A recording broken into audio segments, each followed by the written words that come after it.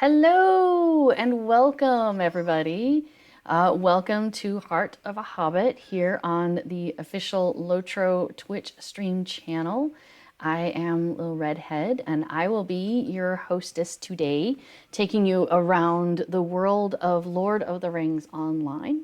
So what I like to do on Heart of the Hobbit is I like to focus on a lot of the lighthearted parts of Middle-earth that are represented in LOTRO.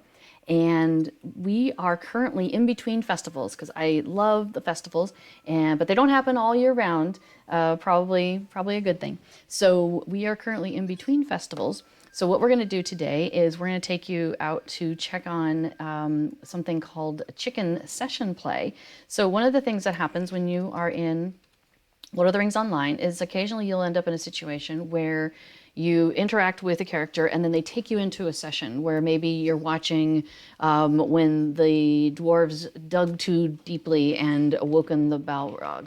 And so you play as a dwarf and you interact with the elves and everything like that. So this is a little bit more lighthearted. This is where we are on one of the farms in the Shire, and we're on Sandson's farm. We have interacted with Wald Sandson and his father over there, Farmer Sandson, and we've tried to help out some of the chickens here in their farm. And there's something going on where Belina, I got her name wrong the last time we were interacting with her, and George here have noticed that there's things going on. There's wolves nearby, and they're noticing that things are changing in the Shire, and they've started to, they're agitated. And so the farmers have realized this. So they want to know, well, can we interact? Can we help out these chickens? These chickens seem to speak to us. So, or at least, respond to us. And so we're going to help them out. So the first things we did is we went and we hung out with Belina there, and she sent us to talk to various animals in the Shire who basically said either, wolves, I don't know what you're talking about, we're totally fine here, or yes, wolves, can you not look around you? Don't you see they're everywhere?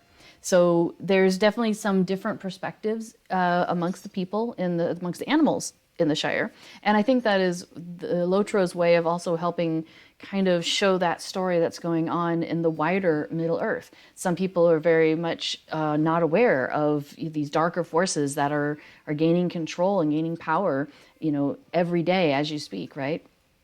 So one of the things we have unlocked here is our ability to go in and play as a chicken. So George now, we've done a series of things, and he wants us to go around and talk to animals in various different places. So Bree-land, Ered Luin, Evendim, the Lone Lands, and the North Downs. We've already done the Trollshaws. We did that last week. So you can always go back and take a look at that video. And today we are going to do, let's see, I took notes here of which ones we decided we were going to do. So we're going to do Ered Luin and Evendim and Bree-land. So I think we're going to start with, you think we should start with Ered Luin? Okay, yeah, so we're going to fly the coop. So we're going to go ahead and choose this. And it tells us that George still seems agitated. So we're going to accept that. So now you'll notice that George, let me take his floaty name off. Well, it still shows up. So you see he has kind of like a ring with some other effects going on there. And that means that we need to go and enter the session play. So that's our current quest. So we go ahead and choose that. So I'm going to hit play. Affadil has already gone in. We've got a little group of chickens we're going to run around with today. So what some people do when they're doing chicken plays, they have an escort, somebody who does not go in as a chicken and sticks around with them and takes care of all the baddies on the way. But we've chosen a series of quests today that I think we're not going to need an escort. So I think we're going to be okay. So, chicken play. A noble chicken, you have but lately reclaimed your fowlish freedom. With all the land of Middle-earth before you, it is for you to decide where your feet and tiny wings will carry you. Okay, sounds great. So here we go. So now you'll see that we have our names are here, but with a little tilde in front. So we're still the same people. We're still the same characters, but we are now chickens. Okay, so we need to talk to the creatures of Ered Luin. So I'm going to follow Affadil here. Hold on, stand still a second. There we go. All right, I'm going to pull off a tooltip so I can follow Affodil. And there we go. Okay, so let's go. Oh, I don't. Yeah, so when you go into a session play, all of the presets you've done, everything you've done with your UI, anything you moved around, it all resets. So what I'm going to do is I'm going to go /UI space layout space load. Did I make a chicken one? I can't remember if I did. We talked about this last week.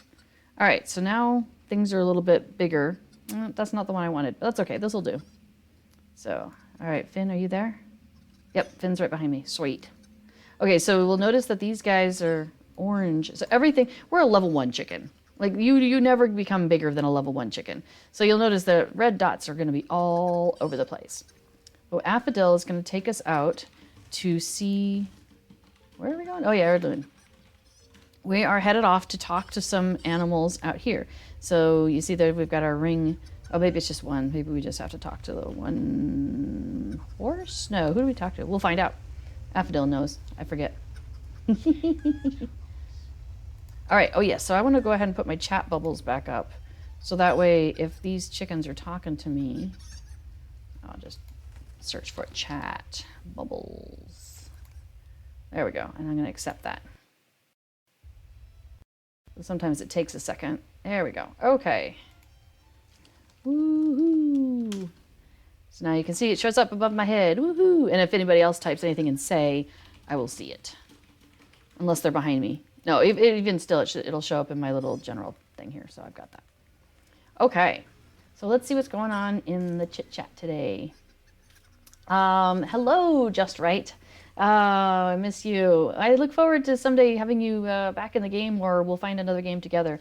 Ooh, if you want to start up a game on Board Game Arena and invite me, totally, I'm down for that. I know you're probably busy, really busy with, you know, your daughter's wedding stuff, so I understand that you're busy with that. Okay, yes, protector hype. Yes, a lot of chicken folks do enjoy doing being the protector and running along with them, and that is really funny when you see, like, you know, some guardian come running through and they're surrounded by a bunch of chickens. It's so much fun. What server are we on today? We are on Laurelin today, which is the role-playing server on the EU side. So one of my favorite places to play. Bok Bok, says Affodil. So we're going to take we're taking the road up here through the Shire.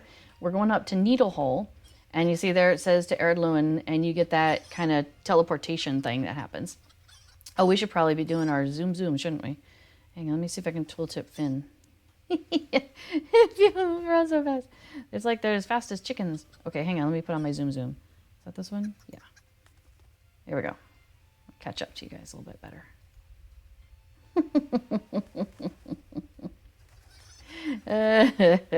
Yes, I love that we could, oops, run around as chickens. So good. Oh, did I miss his turn? No. Okay, good. Oh, hey, now I'm following Finn. All right. Does that mean I can tooltip? If I'm fast, I can. There we go. Because now I could just click on and then use my little button to follow. It makes life so much easier for me. I have to admit, I still get lost in Middle-earth. I mean, not lost. Well, yeah, lost.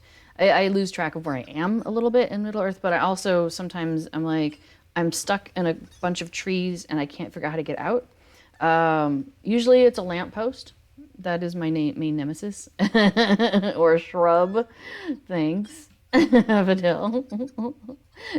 So when we run around together, a lot of times one of us will kind of be driving and the other one can follow, and it makes life easier for me. That's what we're trying. All right. Wow, we've got a bunch of people watching. That's awesome. So if anybody has any questions about what we're doing here, or has questions about Lord of the Rings Online in general, we have the we just had the Spring Festival that just ended about 2 weeks ago. And then the next festival is the Anniversary Festival, where Lord of the Rings Online celebrates its anniversary. Excuse me, have you seen an elf? We're not looking for an elf, though. Through the glowy thing. Okay, cool. We'll go through the glowy thing.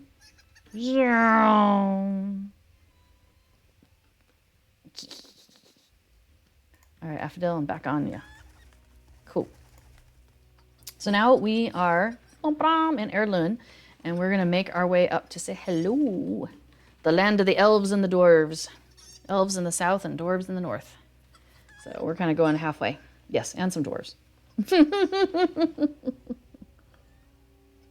Oh, anniversary festival. That's what I was talking about. So the anniversary event is coming up. So if you ever want to look this up, Cordovan, who is the community manager for Lord of the Rings Online, he has always listed out the schedule of what's happening throughout the year. I always forget the link, so I just Google LOTRO and schedule, and got it. You know, and it comes right up. So you can do that, or if you're like, you know, have Eldaleth happily next to you who can post these things, she will point you directly to it, which is even better. So anyway, so the anniversary event starts next week on the 21st, which, oh, I forgot to pull up a calendar. Which day of the week is that? Calendar. Is that Tuesday? I think it's Tuesday. I'm going to double check though. 21, Wednesday. So next Wednesday at 10 a.m. server time. So that's Eastern, that's pegged to Eastern time. So 10 a.m. Eastern time, next Wednesday, the anniversary event starts. So if you have characters in LOTRO, you'll want to try and log in at some point during that anniversary festival. It runs from April 21st through May 12th. Because then you'll get your boxes and you get credit for checking in during the anniversary. And so each year you get the next year's anniversary boxes. So that'll be cool. So yes, it's on Wednesday. So next week we have all of the regular streamers, and anniversary event starts on Wednesday. I'll be streaming on Thursday like normal, but Friday is going to be really exciting. Cordovan decided to go ahead and have like a marathon of anniversary event streaming. So that's going to be happening on Friday, the 23rd, and that's what Eldaleth is talking about there. So it's going to start early in the day. It's going to go till late at night. The schedule will be published later on, or you could just pop in here on Friday all day long. We'll be here. We'll be doing giveaways. We're going to be showing you all the cool anniversary event stuff that we find out about, on the day.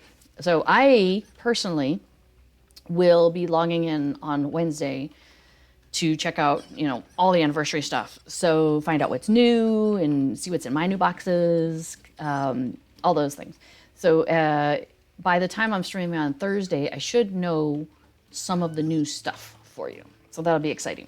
So yes, so far we've got streaming happening next Friday from 9 a.m. to 10 p.m. And I think that's all Eastern time. Pretty exciting. Like it's just gonna be, it's gonna be fun. It's gonna be a big old marathon day. It's gonna be a lot of fun. So and Eldaleth is going to be in most of the streams doing giveaways, which is so fabulous. I love giving things away, so I'm really glad that she's gonna come and do that. Elda has been herding cats, or as I said earlier, it's like trying to organize Jell-O. So before I talk to the Lynx-mother there, you'll notice over here that the stablemaster, Rosenbloom, who my character is here, she has the stablemaster. But because I'm a check-in, I'm in session play, so it's a whole new character in a way. So I don't have the stablemaster, but if I try to click on him, session players can't do that. So I cannot pick up the stablemasters as a chicken. All right, so if we go over here, excuse me, could you defeat the Dark Lord? His wolves are causing problems in the Shire. That does seem like the thing a chicken would say. So we go and we talk to the Lynx-mother, which if you've come over here and done these quests, you may remember that Thrassie here at Thrassy's Lodge, he rescued the Lynx-mother, and we went and rescued one of her cubs, and he's nursing them both up, and he plans to, spend time in hunting and hanging out with them. So this is the Lynx-mother, so we're going to talk to her. And she says back to us, "You wish for me to protect a chicken coop? Until I was wounded, I fed my cub by stealing chickens. Well, I would rather steal them than chase them, so be gone with you. Like, she's like, no, I will eat you, you silly chicken. Now, we had a whole hour in which to do this. So we could have gone and wandered around and gotten lost a whole bunch of times and all sorts of stuff. So luckily, because we knew, and because Affodil knew where we were going, and the ring was on the map, that helped us get here really fast. So we're going to go ahead and finish now. And session is completing. So what it does is it takes me out of the session and it's going to put me back where I started, back on Sandson's farm. So I don't have to go all the way back. I'm all done here. Oh, there was a player there. We could have jumped around him. I love keeping an eye out for players when I'm playing as a chicken.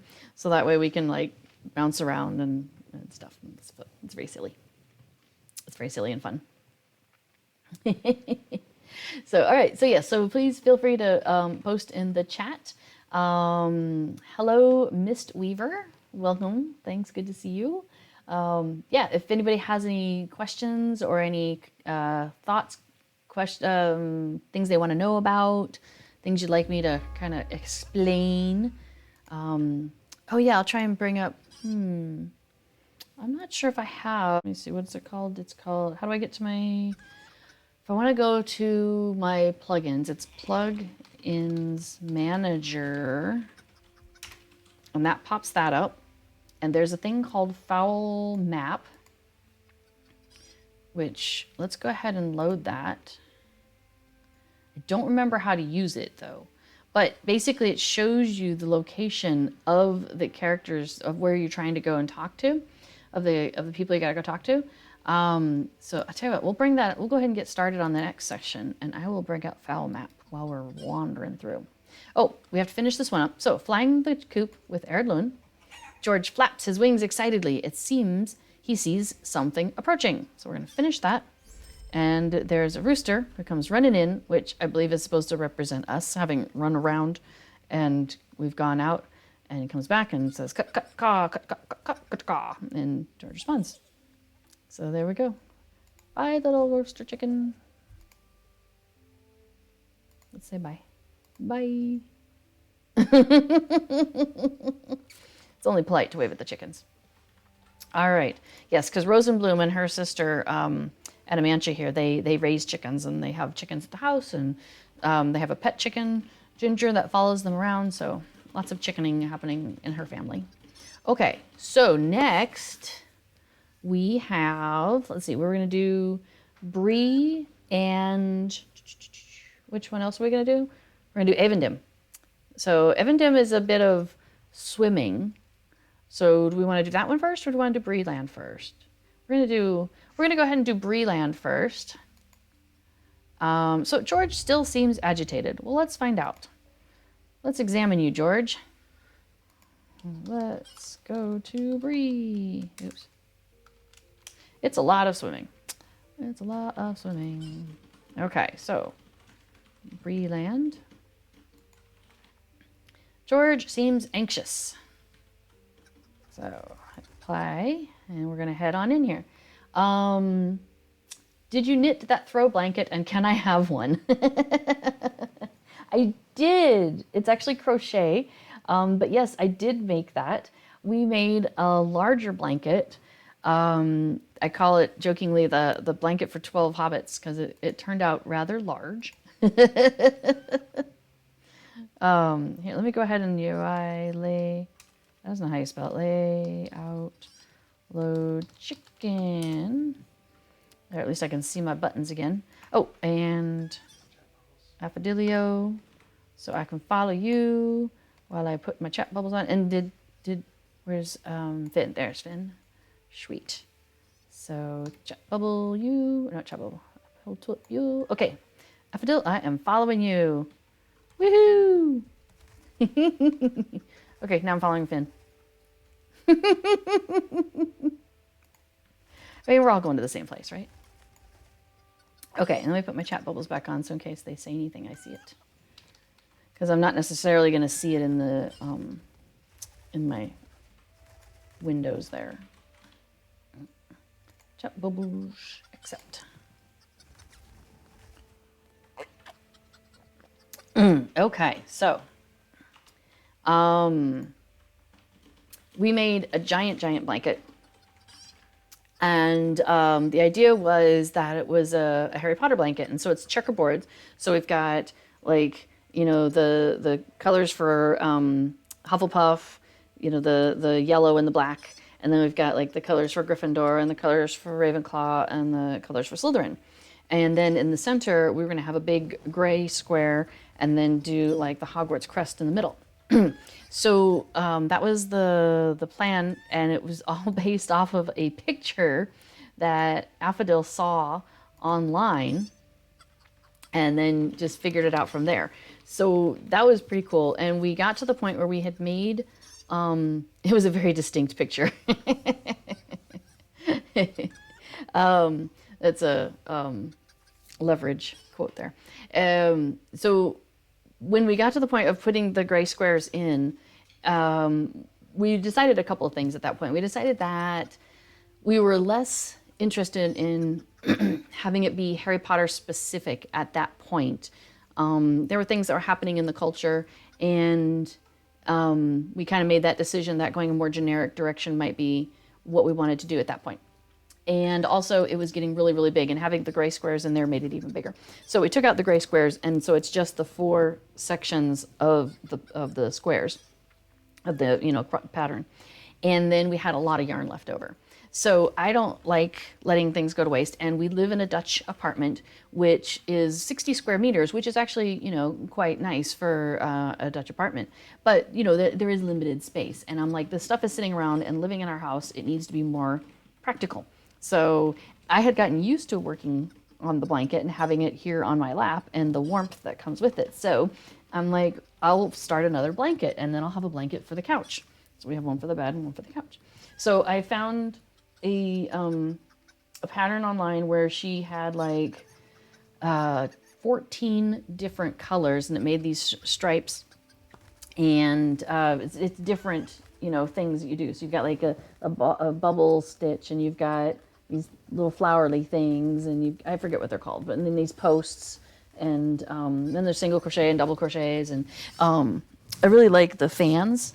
I don't know if you can see them from back there, but they make little fans, and so it's like you've got a V, and then you've got like one of those where you would crochet in the same place like multiple times, so it kind of makes a nice spread. So that was pretty cool. So I had fun with that. And so I only had 11 colors, and I wasn't buying any more yarn for this. So I repeated some of the colors through and through. And so it's got a very specific color palette, that came out of it. But I think it came out pretty good, and I'm pretty happy with it. I mean, it definitely is homemade. Like, there's things about it where I'm like, oh, I wish this, or oh, that. But, that's always the way it goes when you make something yourself, right? There's informative text in the quest log. In the quest log?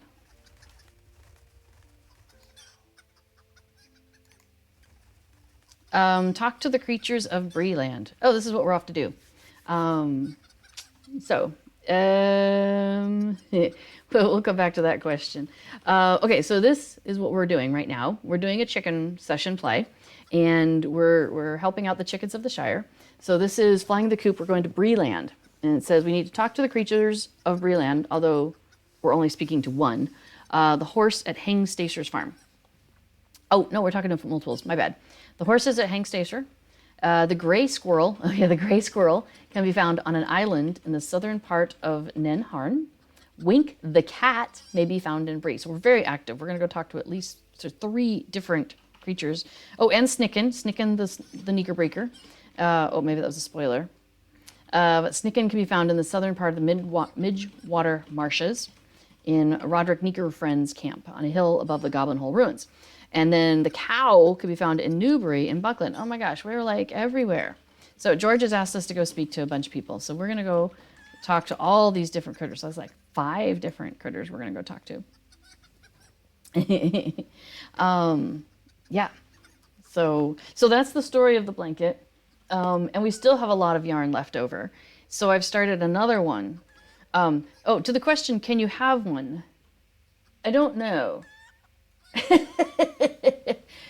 it has occurred to me that at some point I'm going to have so many blankets if I keep doing this that I'll have more blankets than I have space for. So they will end up leaving the house at some point.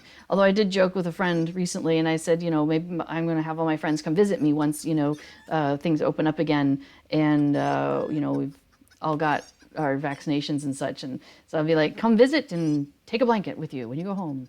So that might be what happens. We'll see. So Eldoleth, you're thinking about getting back into knitting. I tried knitting, and so I'm a very project-oriented person, and I'm also not, like, I have spent many decades of my life having partially finished projects. So when we moved from, excuse me, we're looking for a land of cheese. What was it called? Brie? Oh, it's called the Netherlands. Or France. France is also very good for land of cheese. So we, when we left the U.S., we sold our house and I had to get rid of everything. Well, I didn't have to. I mean, I could have shipped it all over here and found a storage unit and stuff like that. But at that point, I mean, it didn't make sense. So the decision I made was that I wanted to pare it down to just the things that I really wanted to keep with me. And was willing to pay the money to ship them internationally. So that, you know, that really it put a price on things, literally, on keeping something. And so I got rid of a lot of things, including a number of partly finished projects. And so I don't want to be in a position where I have a lot of partially finished projects again, because I know I am very much like, you know, ooh, squirrel. And then the next thing I'm really into comes along. Hello, Postman Smallborough. Cool. Postmen know these things. They know where to find people, even if they don't actually deliver the mail. We'll see. We have a Hobbit in our group, but she's part of the post, but she doesn't actually deliver mail. Oops. I pressed my go faster and then I wasn't going forward. I was going really fast standing still.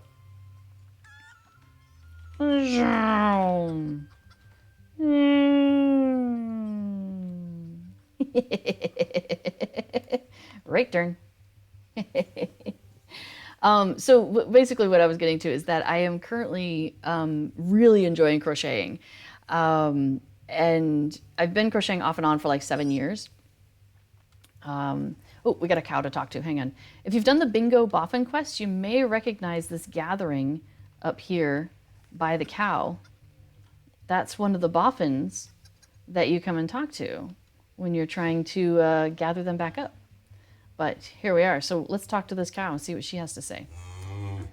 Right. She says, oh dear, I found such lovely grass here, but I can't seem to find my way back off the roof of this hobbit hole. Do you see a path? Oh, my dear rooster, how can I help you when I am stuck here? If I could find a way down, I might speak with my bull. Wolves are too vicious for me.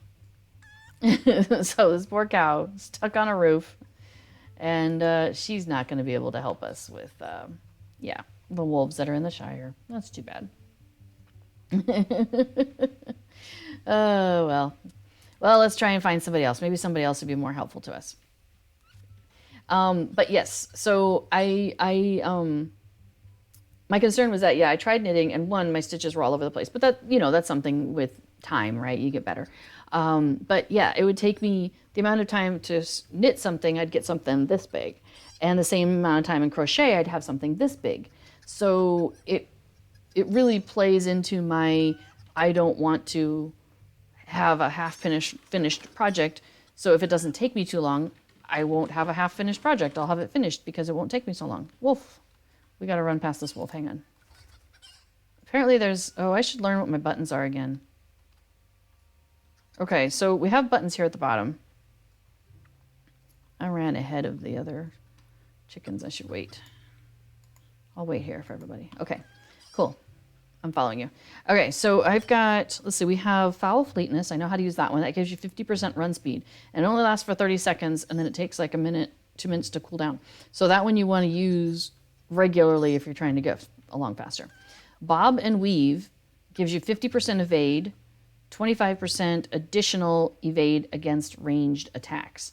So that's a good one if you do end up getting aggro, is to try and get out of there.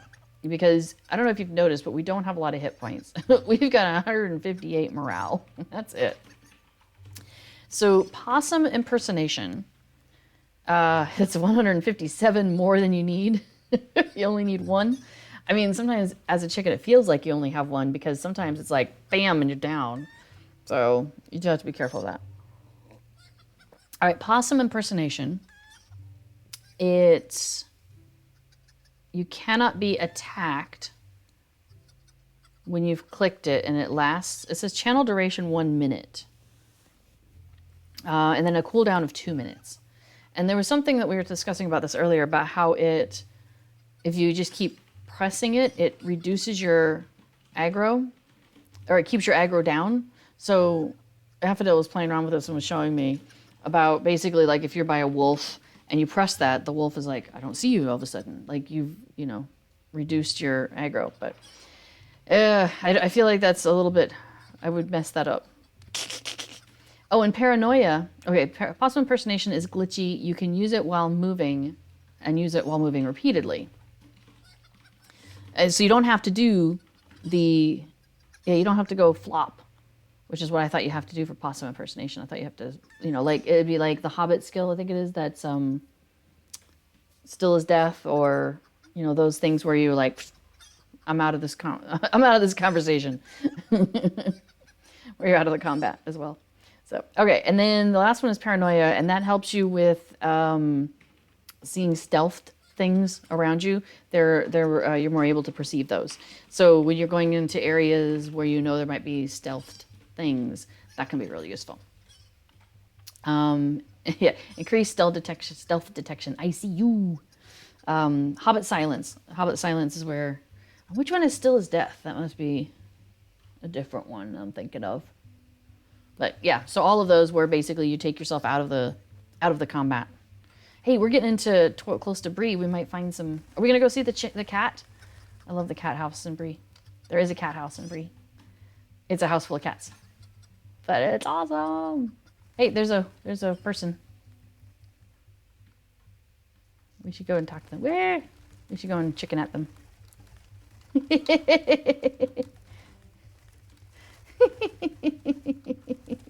All right.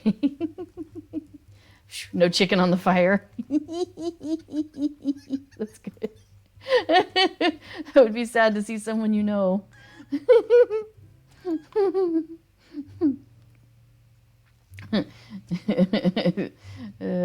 Okay. I'll go back to following. There we go. Okay. And again, another stable master we can't say hi to. All right, let's check out the chat. Let's see. How do you tie in the ends when you change colors? So some people, well, if you're changing from the same color to the same color, like you've run out, some people tie it and like tie little knots and then cut off the ends. I don't. So for example, so after we did this blanket, there was still a ton of yarn left over. Fewer colors, but still a bunch of it. So I've started another blanket. This is what I'm saying. It's kind of an addiction right now. To the point where I might actually go and buy more yarn. Like, it's that bad. So what I do is when I'm changing colors, like if I change colors at the end, you end up with these strings at the end, and then I weave them in at some point in my life. If I change in the middle, let me see, that's the wrong side. Yeah, I've been trying to do it on the back side. So like here, I've got, you can't really see it, but I ran out of green on one skein and I had to start on green on the next one. So I just changed basically in the middle of a stitch. So kind of like a yarn over, pull through, yarn over, pull through, like a double crochet. So you do the yarn over, pull through one, and then yarn over, switch to the other one, pull through two. So basically the last thing you do, that's where you switch it over. So that's how I've done that. And that's actually how I do the color change on the ends as well. Like, yarn over, green, and yarn over, and stick on the gray. And off we go. So that's how I do my color changes. I know there's probably other ways to do it, but that's what I learned. And I've seen other videos out there that show that. So I know we're on base. I've been watching more YouTube videos just to kind of see how other people do things and to see if there's new tricks I can learn. For example, like I used to just like hold the yarn, and now I've tried to do like this thing where you weave it and you get like pay a little bit more attention to tension, and so now I do this and I feel very fancy, you know, with the yarn running through my fingers. I'm like a real crocheter now, you know. Oh, we're in Bree. Hello, Bree. Hey, there'll be lots of people here. Lots of oh, this prince is not even. How sad. All right.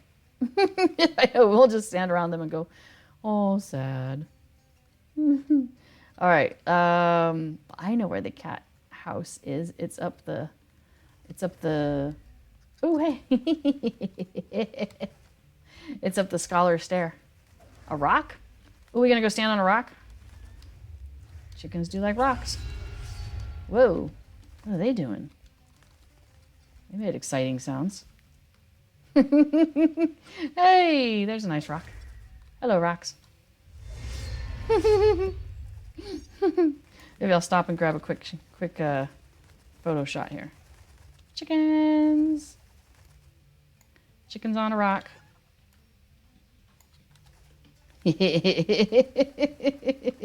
I can't jump and take a picture at the same time. Let me try that again. Yes, these are the highly skilled things that we do in Lord of the Rings Online. How do I take a picture and jump at the same time? You know, it's the important things. You know, some people are all about how much tactical mitigation do you have and physical mitigation do you have and, you know, all of that. I'm like, can I jump and get a screenshot? Like, these are the high level things I'm working on. Okay, so here's one of the ways you know that you're at the right place. Well, one, there's a ring on your map. But two, there's a cat. There's a cat outside the door. Have you seen a bunch of cats? This cat's like, yeah, I live with a bunch of cats. Meow. Duck, duck. I love it. And the door opens. The magical door. Look at all these kitty cats. Hello, kitty cats. So what is Horatio doing in here? Like, do we never talk to Horatio? Maybe somebody else talks to Horatio. All right, but here we've got Wink the cat. Hi, Wink. So we're going to talk to Wink the cat about our wolf problem. Wink says, oh, please, my dear rooster, we have much more important things to do, such as napping. Besides, we must keep our mistress's house clear of mice and rats. We haven't time to run all the way to the Shire. Yeah, well, I suppose that's fair. You know, you guys got serious business, serious cat business to do here. You know, sleeping by the fire, sleeping on the rug, moving from sleeping here to, you know, sleeping over there. Like, you know, important cat business. All right, sure. Let's go see who else we can find. So maybe somebody else will help us with our wolf problem. All right. I'm on it. I'm ready to follow you. Okay. What else have you got? So there was the question about tying in ends. And, oh, you said you've done this. Somebody says, I've done this once, but I never made it to Rivendell. We did do the Rivendell run last week. So if you wanted to take a look at that stream, we did that one. Two or three of us chickens went and did that. So you can see how we made it through the troll shaws and the route that we took and how we made that happen. So, and if I have a hard time finding the videos on Twitch after like a week or two. They kind of disappear for me. Even if I do a search, I have to know what I'm searching for. So if you're ever looking for my videos, I'm also cross-posting them to my YouTube channel and then again over onto my website, lifebeyondtheshire.com. So you're welcome to go over there and take a look if you are not finding it here on the Twitch stream. Or do both, you know. I take likes. Likes are fun. Likes are cool. All right. So yes, these are clearly plucky adventurers. Like I said last week, we're just going to wing it. Yeah. that joke it's not going to fly. All right. Buckland is on the way to Bree. Yes, it was. You used to crochet when you were younger, like preteen. Oh, wow. Nice. You learned knitting about 4 years ago. And unlike your husband who also knits, that's cool. You have literally finished 0 projects. May I rest my case about knitting versus crochet? I have finished multiple projects in crochet, may I say, over the last 7-ish years. Is that your wingman? I like it. So yeah, actually, and it's my male sweetie who taught me how to crochet and tried to teach me how to knit. I also had, my ex-husband is British, and so my mother-in-law also tried to teach me how to knit at one point because she, made my children sweaters, and I mean, it was amazing. Like, she would just get a thing of yarn, she would sit down, and like 2 days later, my children had clothing. It was magical. But it is not something that really stuck with me.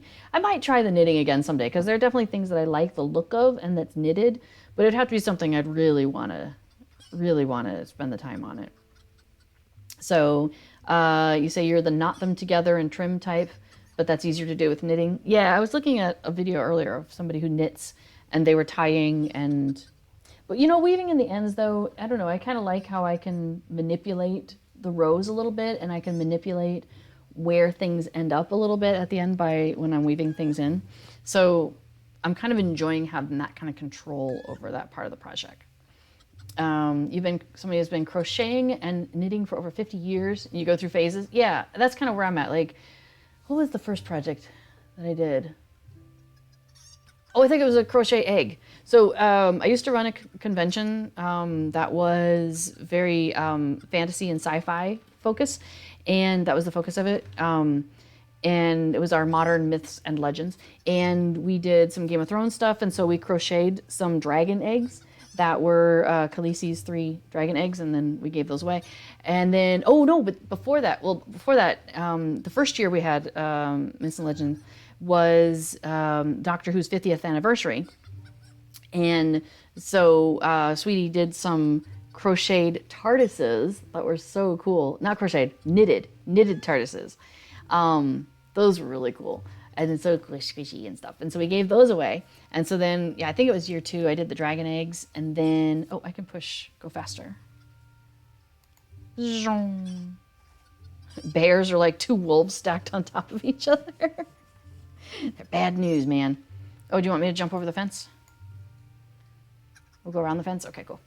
So just throughout the years, I was making different things to give away at the convention. So that was fun. We started a steampunk convention also, and so I crocheted some spats to go on people's shoes. Those were not quite as popular, but I thought they looked pretty cool.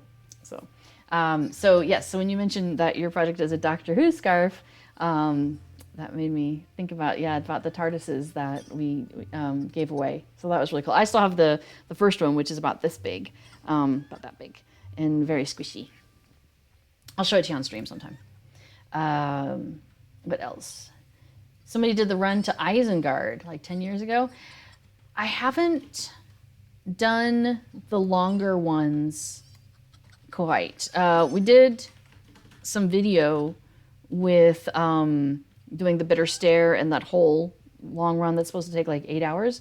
But most of that action was actually done by Affodil. I'm a little worried that I'm going to kill us all. Okay, so now we're talking to a horse up here at Hangstacer's Farms. Hangstacer, who is from Rohan, by the way. Anyway, the horse is very casual with us. Who art thou, rooster? I am a noble steed of Rohan. Thy troubles are beneath my hooves. I mean, literally, you could come and stomp on them. That'd be great.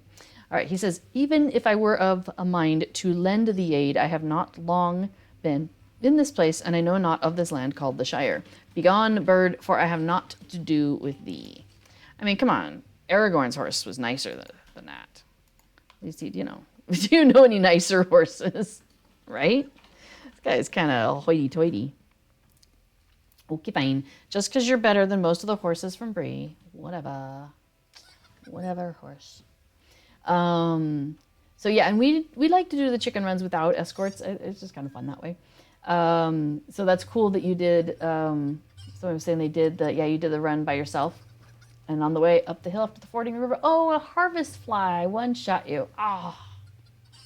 Yeah, So, yeah, Affodil kind of figured out like the kind of the best route to take, and where you kind of get some of the worst stuff out of the way early, so that way if you do end up not making it, that you just you haven't gotten too far along the way, so you can start over. But yeah, so we'll do a marathon stream sometime where we'll just do the whole thing and people can follow along. It'll be funny. Okay, so let's see, what else do we have here? You also do painting and coloring. Oh yeah, you've done some coloring. You do coloring on your stream sometimes. Difficult swapping between hobbies. I get it. My hobby was running conventions, and I don't do that anymore, so now I can make blankets, I guess. Used to knit, crochet, and needlepoint in your younger years.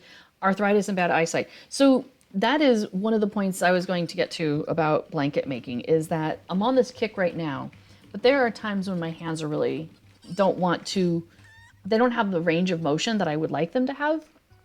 I don't know if that's arthritis or, I always assume that whatever ailments I have are like, I downplay them, and I assume that other people have worse things than me. So I don't know if it's arthritis or if that's what arthritis is. So my hands aren't always as nimble as I want them to be. So I don't want to end up with a huge stash of yarn and a whole lot of projects that I want to do, and then, a month later or even a couple weeks later or whatever, and be like, well, I guess I don't want to do that right now because my hands hurt. And then, I never get back to it. And, my eyes aren't getting better. Although I've heard that happen. Some people, their eyesight does get better. So maybe that will happen to me. Maybe, if I start going out and moving my body more, my eyes will get better. I don't know. So I try to do things that are really big and obvious. And so I have some some needlepoint, some cross stitch projects that I did keep one of them it's like probably, depending on what I do to it, it was like 75% done, but I think I might be able to just, make it 90% done and say I'm just not going to do these other parts. So I did keep that with the hopes that I will do it. Maybe that's something I should work on this summer when it's bright, when the sun is really bright and shiny. Thanks for the reminder, Sandy. So a Hobbit run to Isengard, I think, would be a lot of fun. Or a chicken run to Isengard with a bunch of people. That would be really fun. We probably would want escorts for that, maybe? I don't know. Anyway, taking the chickens to Isengard. Love it. Yeah, so talking back about which one? Talking about the chicken run into the Trollshaws.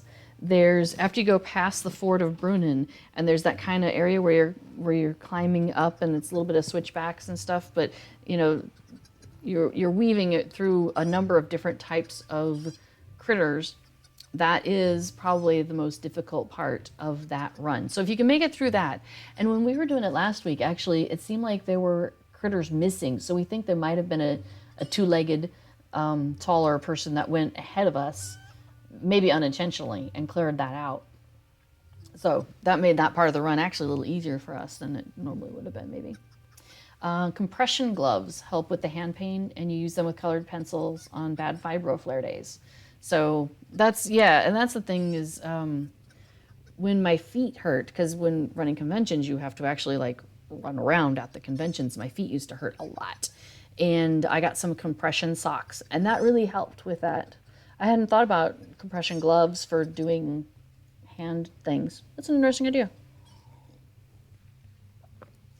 And then gloves are also great to prevent smudging the colored pencils. Smart.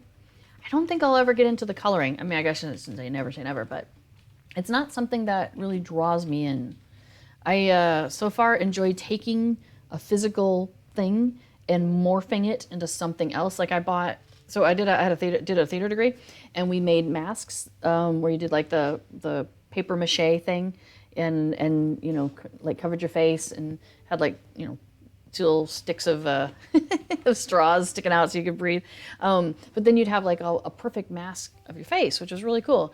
And I thought that was really neat. And so I thought, well, wouldn't that be neat to have one made out of wood? So I got a big block of wood and I carved it. Well, I started carving on it. That's one of the unfinished projects that got left in the U.S. and it's gone. So yeah, I like the idea of like taking a ball of yarn and making it into something functional. So that, I don't know, that appeals to me. So I don't think, but coloring, it's like listening to Sopranos.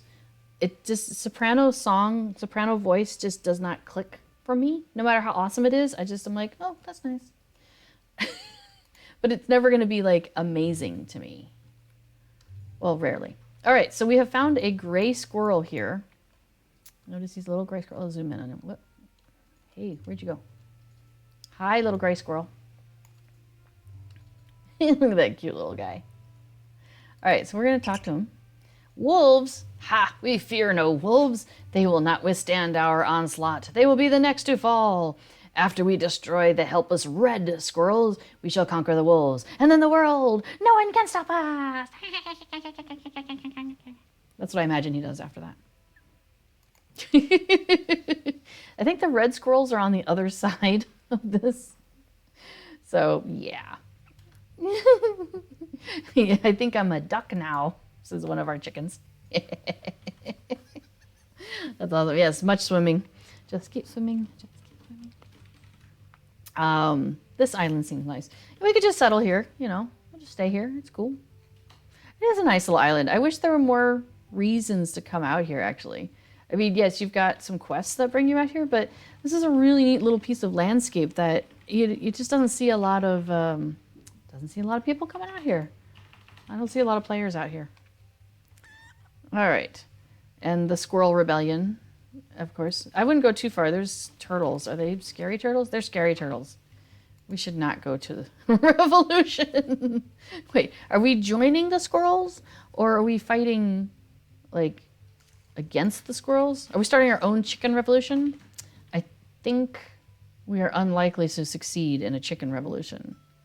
I think we're more of the peaceful sort, you know. Unfortunately, we're also more of the dinner sort.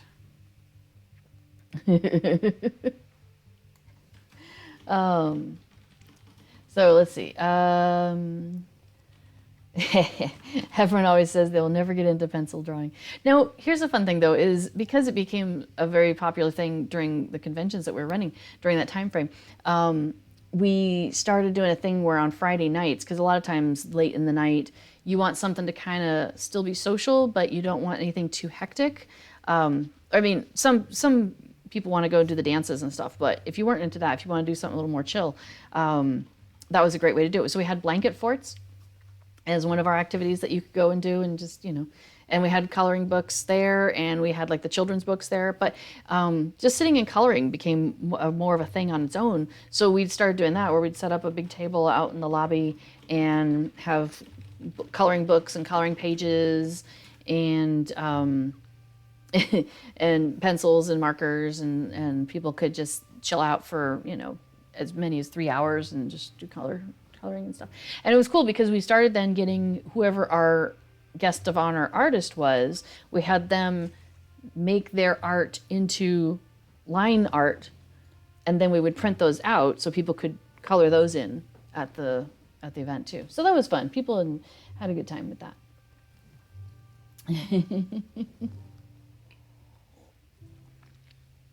It's all about finding the medium you like to color in. I like to color in fabric, apparently.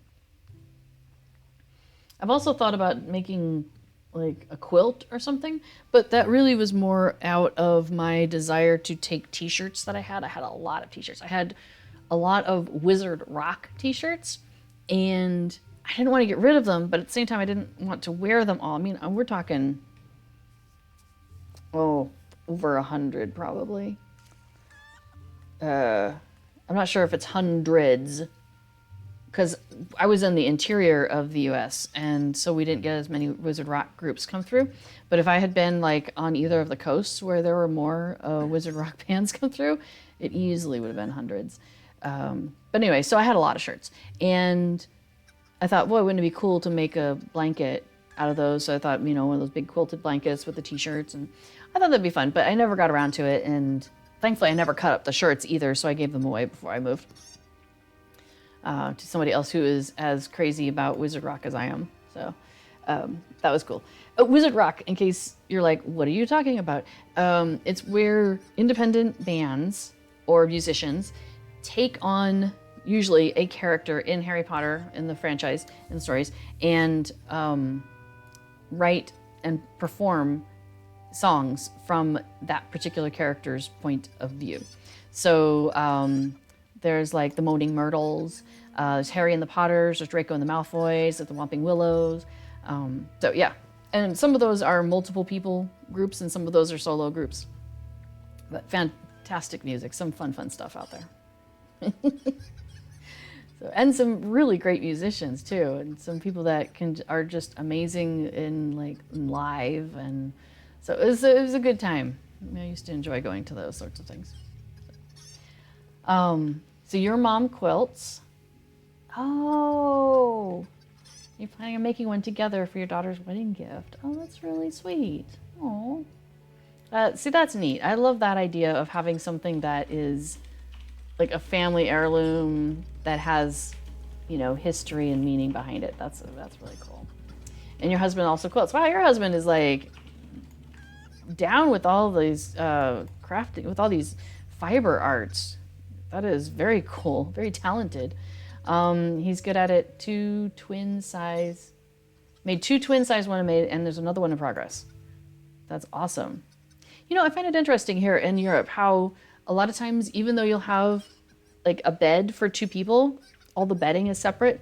So two twin-sized blankets or quilts would be used possibly by two separate people.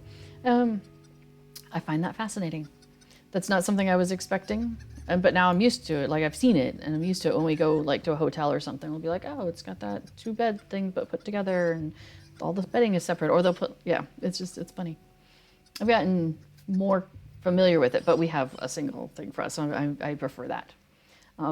Yes, please do post a picture when it's done. I would love to see that. That would be fabulous. And he woodworks too.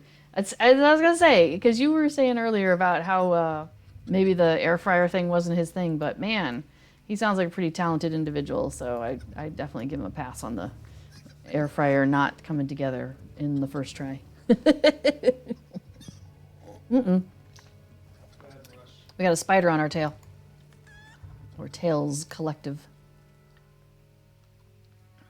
Yeah, I'm coming. I'm thinking maybe I had not been rushing, and probably you had. There I go, talking and not paying attention. Cool. Looks like we're safe. Safer again. Okay, so here we are out in... So we've gone all the way around out here. So we went through Bree, went all the way up to Henstaker's Farms, talked to the horse, out here to Nenharn, and then taken the back way around into the Chetwood. So crazy, right? It's a good thing they give you, 2 hours to do this section. So you've got time that if you're like, wow, I'm gonna go really wide, you absolutely have the time to do that. Okay, we gotta watch out for the goblins. They throw things. Probably sharp things that will hit us. Like, no. They go boom. Yeah, having separate bedding also can work and for people who, have different temperatures. And so I think that's nice that it's kind of normalized over here too for people who, one person might run warm and one might prefer cooler. I'm funny. I start off like all the blankets, and then once I've warmed up the duvet, then I'm like, okay, everything can go.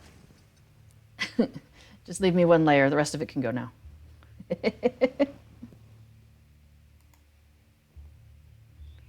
And I don't think it's menopause. I think that's just me, getting warm under the covers and warming up, which is nice.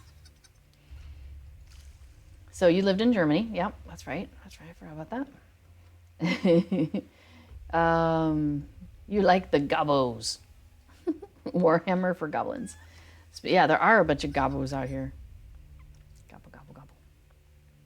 So we just have to be really careful. I'm relying on Affidel to get us safely around here. See, you all get to benefit from my partner being really good at finding ways to get around bad guys in games. And my ability to follow. There's a sickle fly. Are the sickle flies? Oh, they don't like us either. Man, all sorts of stuff. And we're really close though. We're trying to get up to this little pile of stuff up here. So, who doesn't like a chicken? Yeah, I bet lots of people like a chicken on their plate. Okay, so this is amusing to me because we come all the way up here and it's like, what are we doing? We're talking to a Neekerbreeker. Snicking the Neekerbreeker in the cage here. So he says, so we ask him for help. And he says, I am trapped in a cage out in the middle of the Midgewater marshes and you want me to help you? I think you have it backwards, Rooster. I am the one in need of help. This man here is more than a bit mad. If he throws any more of those dreadful dead midges in this cage, I think my carapace is going to split. So, oh, that's our last one. Oops. Bye. So that's that one where, yeah, you're doing quests for these guys out here, and he keeps telling you to go get food to give it, and he's like, I think this guy's starting to like me. It's really quite funny. All right, so then I like how we get everything, we get to see that same situation, but from the Neekerbreeker side. It's good. So let's see, what else? Yeah, would have helped a lot earlier in your marriage if you had separate beddings. I think it's a really smart thing to do, and I'm glad that, yeah, like I said, that it's normalized here because, I mean, why make things more difficult on yourselves if you don't have to, right? Dance between half-orcs in the east and spiders in the west. Here I am, stuck in the middle with you. All right, we're back in the Shire and our hobbity goodness. We're missing a hobbit. Hey, there's all three of us. Yay! Indeed. That was a weird one. That was wild. That was a wild one. The Bree one is wild because you have to go to so many different places and see so many different things. I think I ate a fly.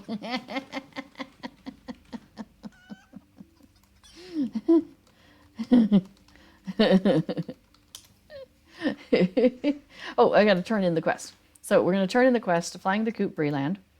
George flaps his wings excitedly. It seems he sees something approaching. So we're going to see the rooster. Come over.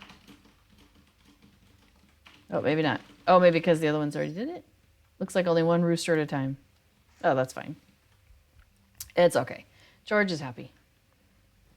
Well, or is he? Is he still agitated? Okay, so we did Bree-land, and we did Ered Luin, yeah. So we should do Evendim, yeah. Evendim. It's very wet there, I hear. Lots of water. So we're probably going to do the easy route, which I am totally fine with, called Everswim. Yes. And okay, George seems anxious. Let's go see if we can find some helpers in that area who might know a little bit more about what to do.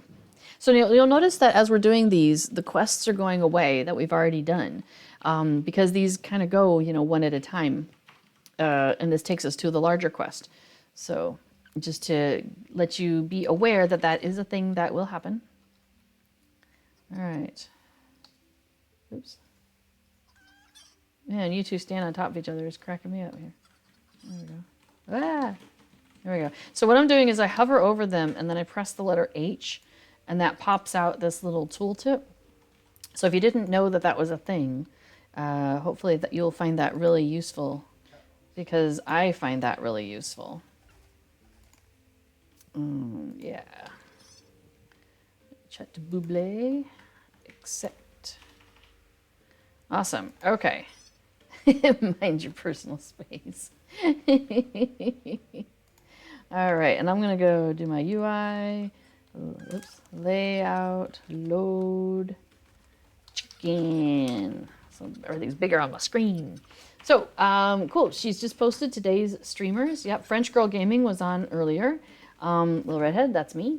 Eldoleth is on later. And then Epic Uger. Oh, although I think Epic Uger might be on vacation right now, so he is not on later on. And Red Baron is usually on Thursdays, but he's also taking a break for a little while, for a little bit. So normally he'd be on right after me. So if we go over in our chicken time, it's okay. We are not impeding on somebody else's stream. So if you want to see more chickening, it's okay. We can make it happen. Somebody says they remember when bees, I'm guessing that's bees in winter, did this. Let's just say 55 half orcs got some nice dinner. Oh, nearly killed all the chickens. Oh, that's too bad. Yeah, that's tough. So, okay, so Eldoleth will be on later on tonight at 8. I'm guessing that's 8 p.m. Eastern time. As I may have mentioned, we're in the Netherlands, so I'm constantly doing the math on like, okay, what time are you at? And what time is that happening at? And yeah, the kid I run around with here on Laurelin pins everything to UK time, which I'm like, that's easy. I can work with that because that's an hour before me. So you say 7, that's my time 8. Got it. And if you pin everything to Eastern time, I can do the math because I know right now, like we're at 6 hours after Eastern. And except during that couple weeks earlier in the spring when the US had gone to daylight saving and we had not. So then it was a 5-hour difference. So you just do the math, you know, it works out. All right, so Elda tonight at 8 p.m. Eastern time. Awesome. Are you going to be coloring? Yeah, server time is always Eastern as well. So if you didn't know that, server time, if you do, I think it's /server or /server time. There's a command in the game you can do, and it'll tell you what time it is at the server, /server time. There we go. And it'll tell you what time it is server time, which is always Eastern time. So that's another, you know, way you can figure out what time it is when you're trying to coordinate. I mean, that's one of the things I love, though, about how LOTRO is a worldwide game. Like, people are playing this in possibly every time zone, at least in many of them. And so it's cool that, yeah, there's so many people playing all over the world to try and then figure out what time are we meeting? What time are we getting together?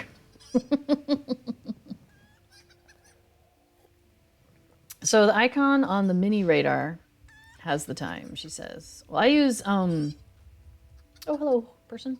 I use a lot of plugins, so I've got Titan Bar up here, and it gives me my local time. Left click, that says real server time, but that's my time, right? Isn't it 8 o'clock here? Yeah, it's 8 o'clock. It's 8 p.m. here.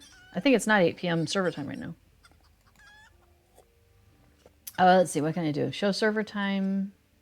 Show real and server time. Oh, I could do both. That's okay, I could do the math most of the time. Cool. Oh, upper left, she says. That's also local time. That's giving me my time. I'll bet there's something, oops. I bet there's something I could maybe make change in the settings, though. Yeah, Titan Bar, though, is great. I love the Titan Bar plugin. Oh, right, we were going to talk about the FowlMap plugin. Okay, so let me pull up my plugins again. Plugins Manager and Fowl. So this is the Plugins Manager. So you do /plugins space manager, and it brings up the Plugins Manager of everything that you have chosen to have in your as a plugin, and then it tells you, like for example, I automatically load this for none of my characters. So let's go ahead and load that. All right, so FowlMap should be available now. Okay, so here it is. If I click on it, it brings up the FowlMap. So by default, it shows you the Shire, but let's see, can I move this around? Do I have to? Yes, click and move. Oh, I can just click and move? Okay, so, there we go. Top row is free range. Okay, the top row is free range. I got a little voice in my ear. I need to get one of those little things going. So what's that happening on the field? Oh, okay, awesome. So free range has the different maps across the top here. So we did Ered Luin, and that showed us where. Oh, so since the new maps, there's a possibility that things are a little out of place from where they were, but the coordinates should be the same. So you should be okay if you just use the coordinates. Use something like, oh, what's that plugin that you like? Waypoint. There's a plugin called Waypoint. Affodil loves it. And it's great. It shows you an arrow and it shows you a direction to go once you put in the coordinates. I don't know. It's not my thing, but I just follow, so it works out. Okay, so Evendim, where we're going here. So this will show you, for example, the people that you're going to go see, but then it also shows you where the chicken stones are. If you are doing some of the later quests, you need to go to the chicken stones.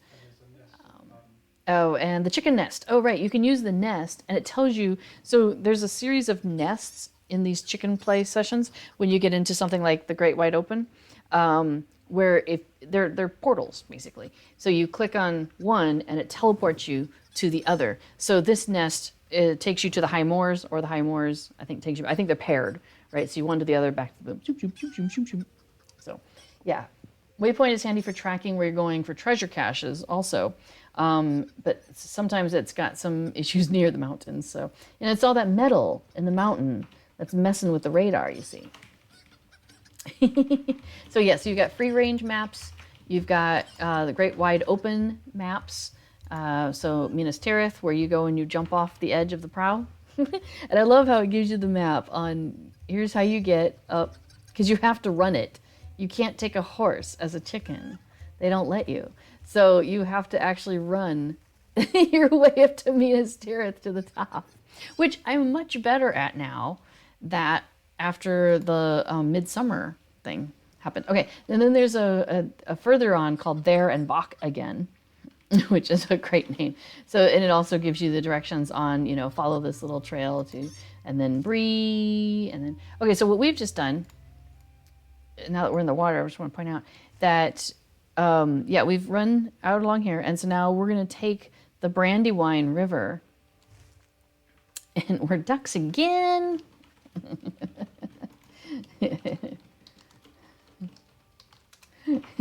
Quack, quack. Yes, so it's a little bit slower, possibly, because, we're trying to get north, and so, oh, hang on, let me dash, make this go a little faster. That's the wrong button. There we go. I'm also bobbing and weaving while I'm dashing. Are there chicken-eating fishies? Well, hopefully not in the Brandywine. Wow, look at that water. You can just see right down to the bottom. Even if it is the color of brandy, you can still see down. Love the graphics in this game. Okay, so anyway, we're going up here. And we're trying to get all the way up here to where there's now a boat symbol. That's cool. So we could have just, run through the Shire. We could have run up through here, run up through here and run. So there's a lot of options we could have done there. But what we are going to do is we're just going to slowly blob our way up the Brandywine. Just take a nice casual stroll. Nice casual swim. Now, the new Wildwood area, yes, that wood on the hill is wild, is over there.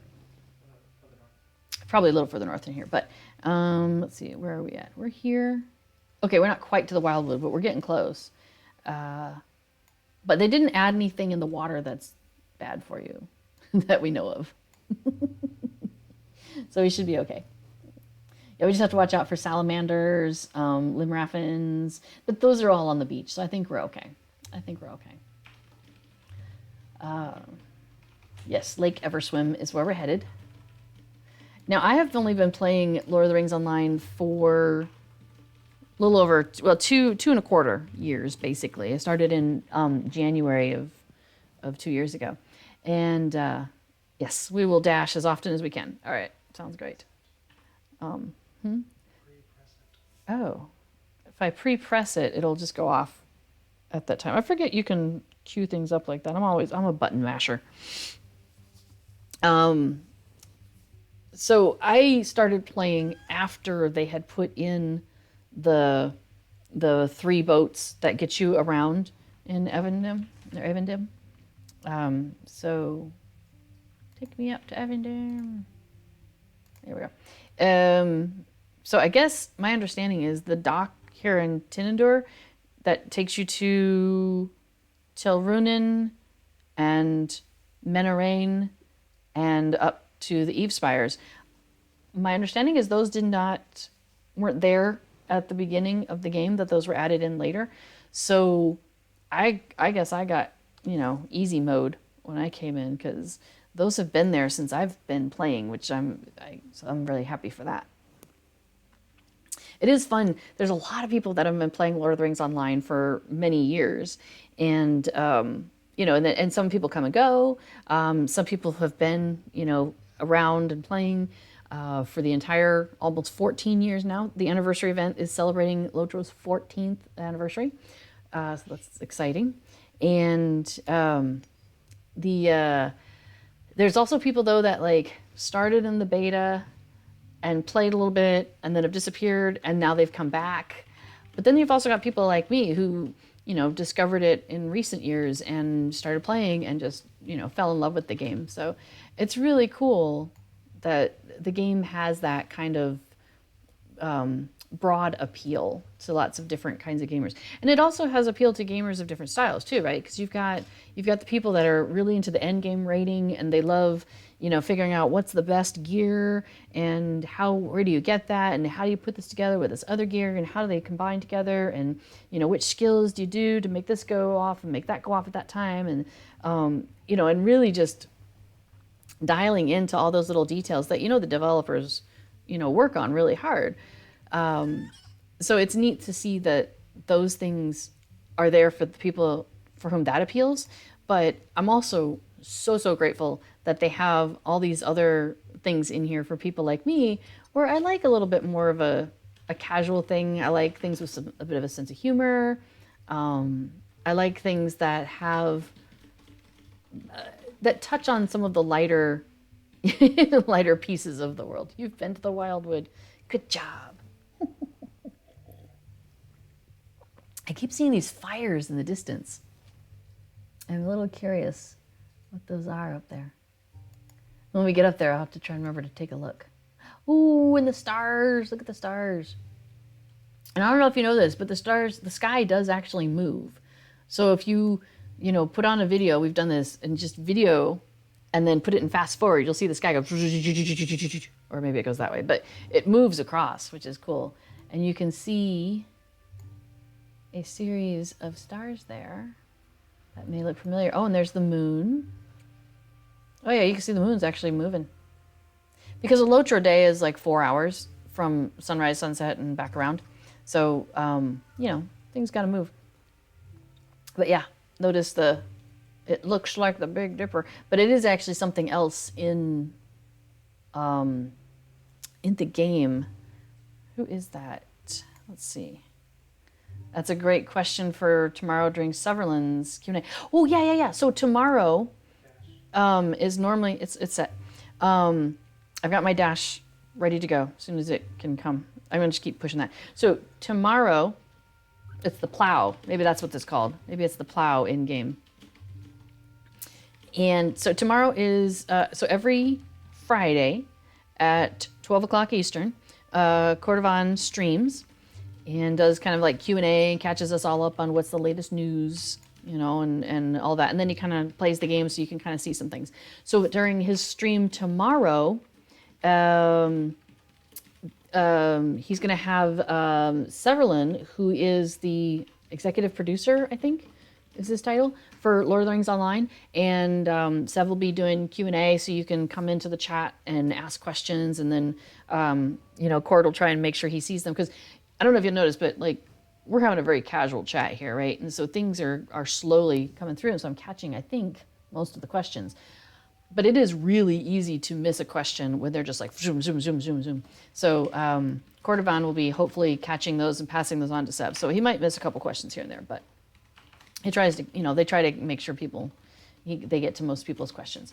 Somebody was asking a game question. And yeah, as the other folks are mentioning, is that yeah, the people who are streaming here, even though it is the official LOTRO channel, we get permission to stream here. Everybody except for, so Cord is a Standing Stone Games employee, and so is Sev, of course. And then occasionally Scenario, who's one of the world builder people who comes and creates all this, he has done a couple of streams and is going to try and do them about once a month. And but those folks are Standing Stone Games employees. But the rest of us are not. The rest of us are just here because we're having fun and we enjoy it and we like sharing this fun thing that we enjoy and sharing it with you. So, yeah, I can answer things that I know, but I'm not an official person of any sort. So, yeah, just so you're caught up on knowing what's going on there. And also, as I think Elda and B414 also mentioned. So. Yeah, we're all volunteers.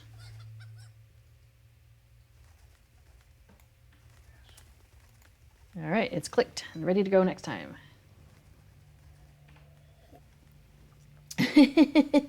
Cord stream is like drinking from a fire hose. You're amazed he's able to answer anything. Yeah, it is funny sometimes how, you know, you're like zoom, zoom, zoom, zoom, zoom, zoom, zoom, zoom, zoom, zoom, and it just goes crazy. So the streams are all in Twitch, and they persist. Will there be a link in the Twitter? I mean, a lot of times They tweet about they streaming. they tweet about people streaming. I don't know if they'll have a link. Sometimes they have put links. I've noticed to Sev's, or not Sev's, to Scenario's run-throughs. But there's also a playlist. I noticed. I was looking the other day in Twitch. There's a playlist of Scenario's streams. So there might be a playlist then of Sev's streams as well. I mean, they should all be there on the Twitch. You could be able to just probably search for Severlin or Scenario or whoever you're looking for. You should probably be able to find them. Yeah, this is the one of the Wildwood areas. I don't know if you've had a chance to go and play in the Wildwood yet. So this is the northern part of it. Let me take the long way to Bree. Oh, that was probably not the way to do it. Hang on, we'll do a different long way to Bree. There we go. So here's the new Wildwood area. Boom. And the Trader's Wharf, which is what we're sailing by right now, is kind of, the southern part of it. And then Trestle Bridge is up to the north. And so this whole area in here is all sorts of interesting adventures you can go and have. So you go and you get quests at either end, and there's a faction at each end that they have reasons why they want to go into the Wildwood and use some of the resources of the Wildwood. For example, Trestle Bridge, if you've been there, you'll notice that the place has got a little bit of rundownness going on to it. It's had some problems with fires and orcs. Lovely beach to our left, covered with mean things, and the orc fires. So, like the orc fires set on Trestle Bridge. So they want to go into the Wildwood and use some of the resources to rebuild their town, for example. So it's cute. I like that they've incorporated some of what's going on there and created some storylines out of that. So that's the wharf, which now has a whole lot of stuff going on. And there is transportation there now. So if you're in the area, you'll want to pop over there and make sure you get the stablemaster in case you ever want to use that stablemaster. So, hey, Epic Uger is in the chat. Hello, welcome. We were talking about who all is on today, and that I believe that you're not going to be hanging out doing your chat today, but I'm glad to see you in the chat. That's nice. So, yeah.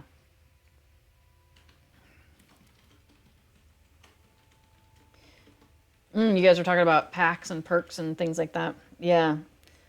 And like I said, I've only been around for the last, 2 and some years. So I know a little bit about like what used to be around from what people have told me. But I can only really tell you what's around by what I've seen. Your feet hurt. I just swam in from the Shire and boy, are my legs tired.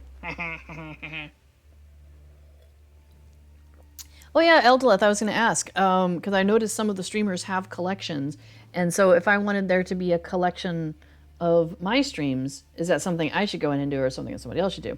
And I know I should just message you that, but I just remembered that I wanted to ask you that, so now I've told you. Okay, thanks. And probably one for the new Lady Faye.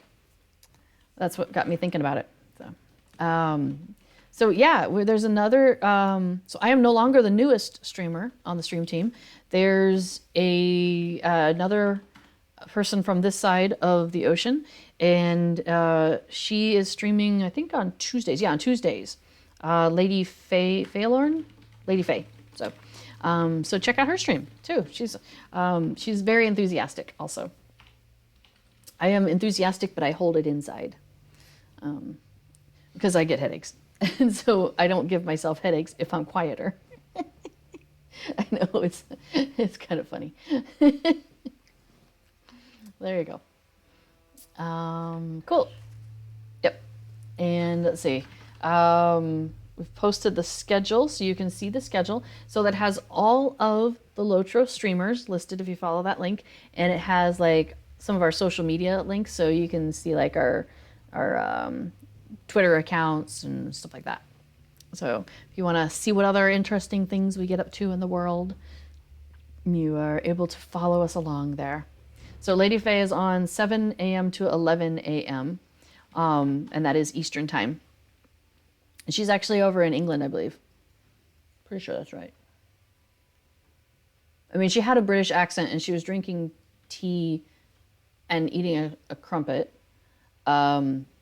And it was definitely daytime for her when it was daytime for me. So that's why I think she's in England. Or somewhere in the UK. What if I go up on here? Will I catch up? Oh yeah. Oh, chicken on the run. Yeah, I'll keep an eye out. Make sure I don't run into anything scary. Ooh, there's a bog lurker. Okay, I'm getting back in the water now. I saw a piece of wood. I thought it was something bad. I may be a little bit nervous as a chicken. We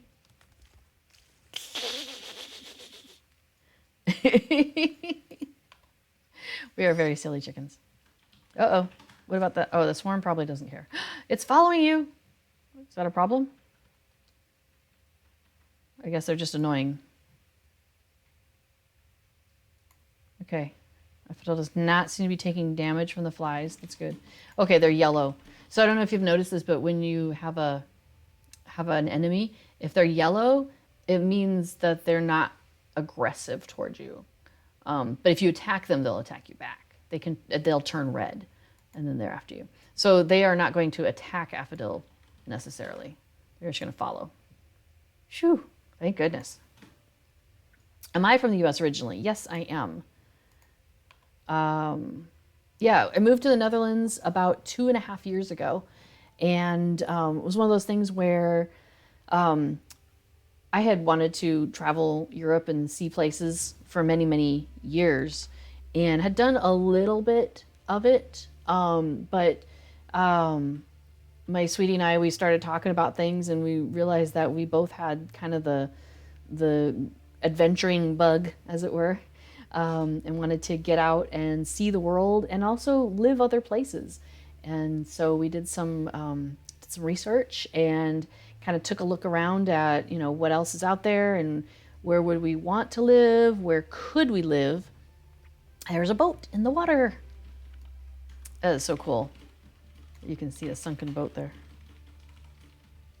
If you do the Pirate Festival time frame, it does look a bit like that Hobbit boat in Budgeford, in that it's underwater. All boats look the same to a chicken. Yeah, anyways, if you do the pirate thing, you come out here, and this is where you are picking up some of that stuff during the pirate event.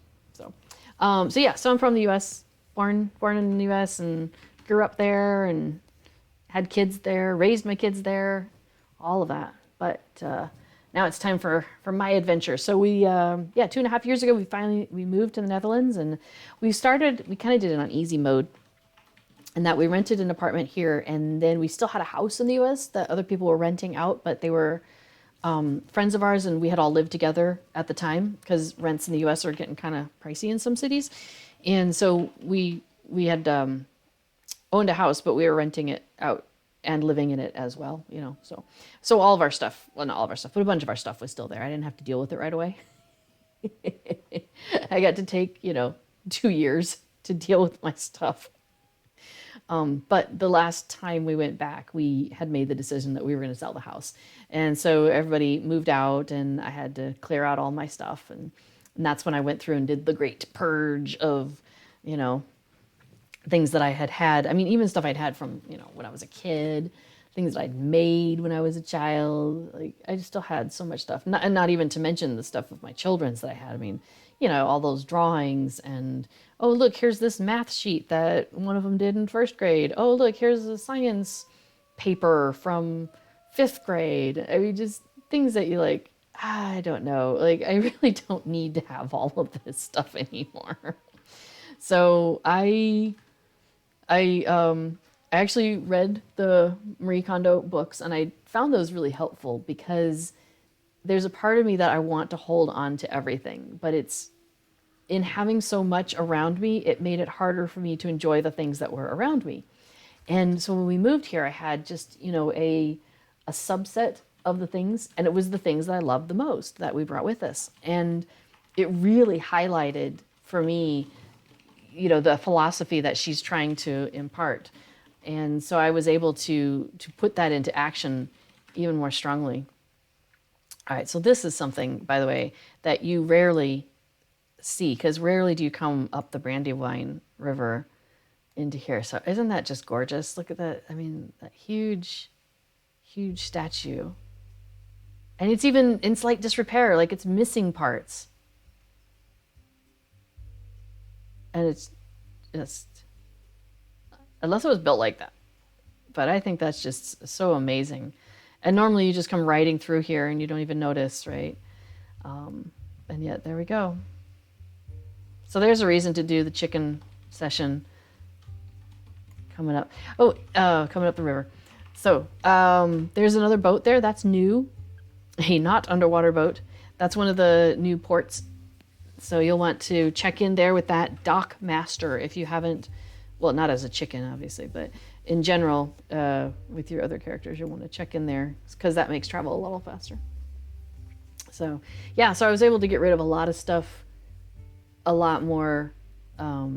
It was more of a letting go, and it felt good, as opposed to in the previous times when I'd try to get rid of things and I'd agonize over every little thing.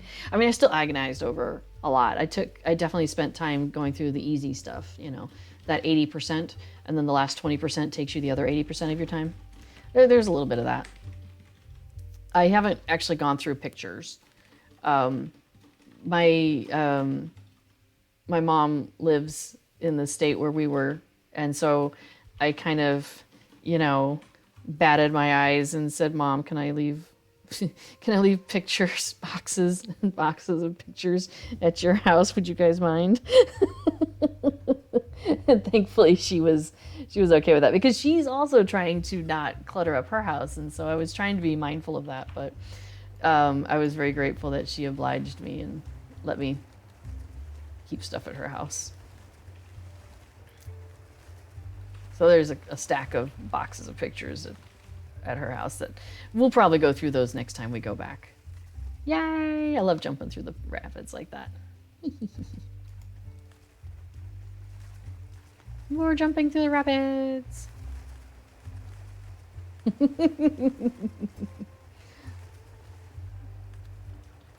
I'm a salmon.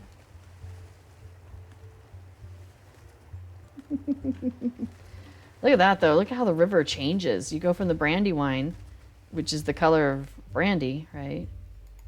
It's the name. And then you come out to Evendim, and this water is just gorgeous. I think that was one of the first times that this game just took my breath away. Is we were somewhere out there and swimming with our regular characters, not as chickens, and it's stunning. Sometimes just so beautiful. Yeah. So there we go. So yes, I am from the US originally. I also have a pile of things at some other friend's house. there's some good friends of ours that housed us at the very end right before we left. Well, a couple of sets of friends, but one set of friends at the very, very end that we stayed with. And they also had like a little shed, and I had like 6 bins of stuff that I ran out of time, and they were gracious enough to allow me to put those in their shed until the next time we go back. So you know who we're staying with when next time we visit.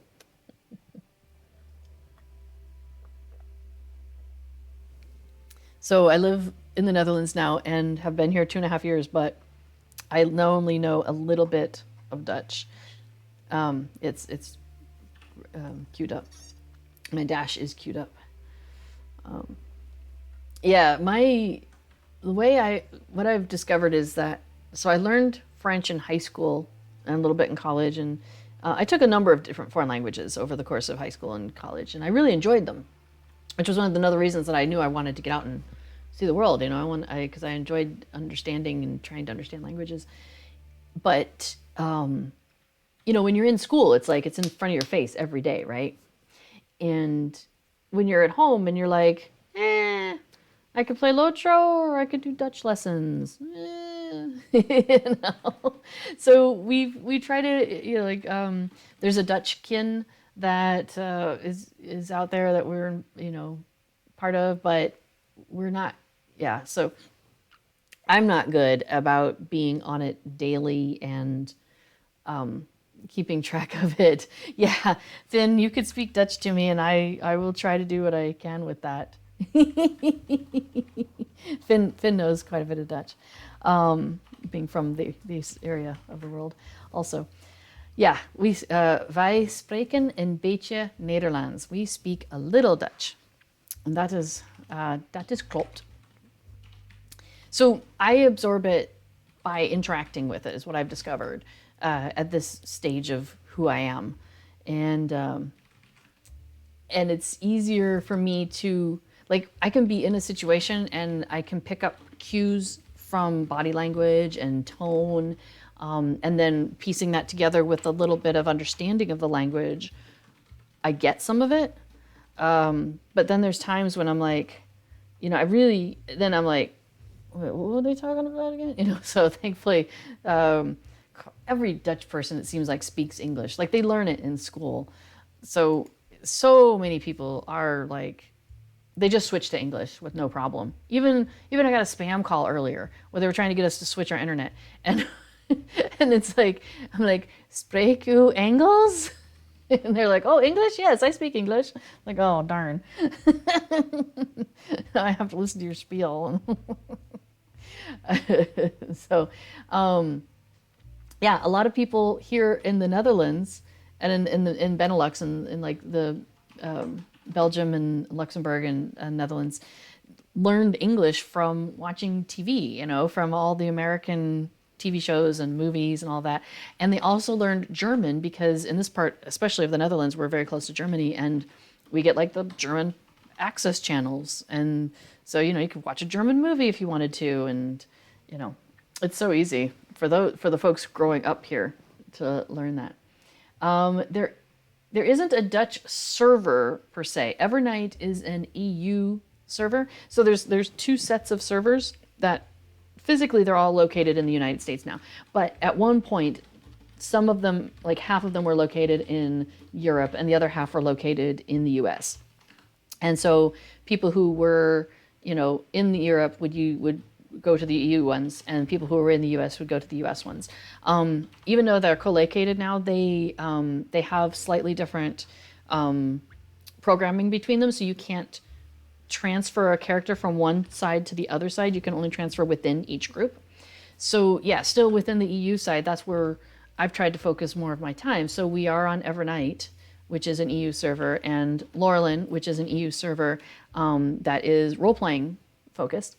And but I'm also on Landreval, which is on the US side, and it's very music focused. And then I'm also on Anor, which is a legendary server. It's only open to VIP, and it's a slower progression server. So that's kind of fun because it's you get less experience as you're going, and so you slowly follow the story. So it gives you more chance to really dive into the different areas because you're not leveling up past them so far. Yeah, Landreval is where pretty much most of the musicians in LOTRO will have they'll have at least one character there, and sometimes they'll have their whole bands there, and it's great because you can like just be like I was working on something in the Three Pharaohs crafting hall yesterday, and oh, there's somebody playing music, neat, and then you walk by and there's a band set up outside the Prancing Pony, and during festivals there's usually somebody playing music at various festival places. It's a lot of fun. So Landreval is a great place for that, and it's also where Weatherstock happens, which is an annual event up on top of Weathertop, and it's all music. So fun, so fun. That's actually when I started my characters on Landreval. I was waiting to transfer my characters to Landreval from Brandywine, and which is also a U.S. server, and the transfers just were not open, and I was waiting and waiting and waiting, and then finally I couldn't wait anymore because Weatherstock was happening, and I was like, oh, so I started a character. Somebody asks, would help listening to Dutch radio stations and TV help? Yes, it does help. There are times when I'll just put on the local, the province channel where it's just the local news because they repeat it. Like it'll go through a 2-hour segment and then it'll repeat it again. But with where we are right now, we're both working from home and neither of us are going out. And anyway, so having a third piece of media on, playing for like 4 to 6 hours a day has happened less while in recent times than it might have when we were coming and going a little bit more. But yes, my hope is to get back out and be around people speaking Dutch more often, and that will help me pick up more of it again.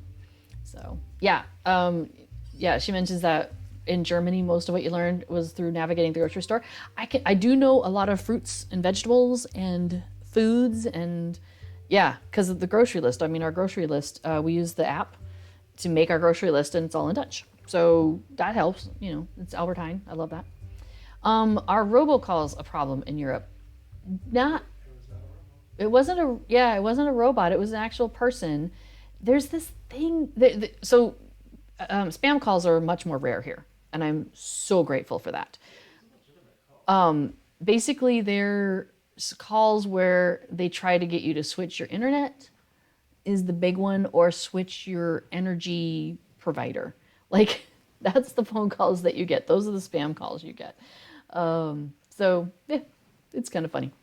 So I don't get too many of those, and most of the times I just don't bother answering. Let's see. So Landreval has music. Yes, it does. You can play music in the game? Oh, are you being silly? Okay. So yes, you can play music in the game.